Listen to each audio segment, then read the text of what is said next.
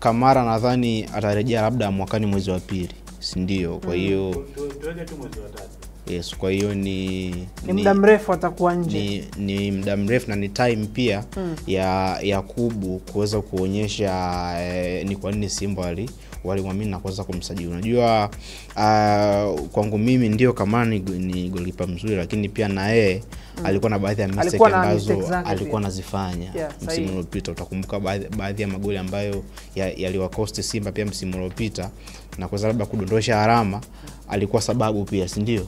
Utakumbuka mechi ya Coast ambayo Simba anasare goli 2-2, makosa ambayo alikuwa anafanya. Mechi ya Dabi pia dhidi ya Yanga, si ndio? Makosa ambayo alikuwa anafanya. Rejea pia mechi dhidi ya Al Masry na Simba, magoli ambayo aliruhusu away, si ndio? Kwa hiyo ni golikipa mzuri, lakini ana mistakes zake, si ndio?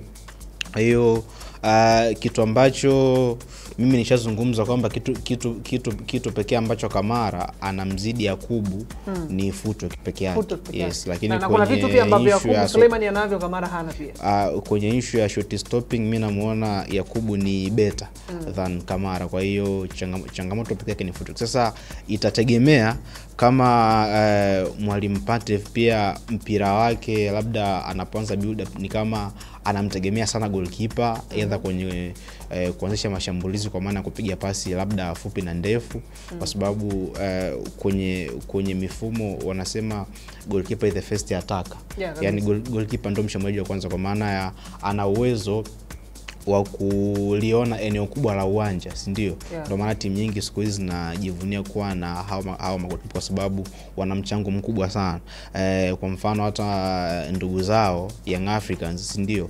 Diarra pia amekuwa ni silaha kubwa ya Yanga kwa mafanikio ya sana muda wa kushambulia. Yes, kwa sababu pasi yake moja tu ina uwezo wa kuzalisha goli na kudistroy kila kitu kwa mpinzani. Kwa hiyo itategemea pia na Mwalimu Pantev kama soka lake anapoanza build up anaamini kwenye kumtumia zaidi goalkeeper kwenye kuanzisha mashambulizi na vitu. Lakini kama itakuwa ni changamoto sasa, na kama kweli anacheza hivyo, itabidi atafute njia mbadala ya kuweza kuona anawezaje kufanikiwa. Lakini Yakubu kwenye kuzuia, of course he is better, na sidhani kama Simba watapata changamoto kubwa.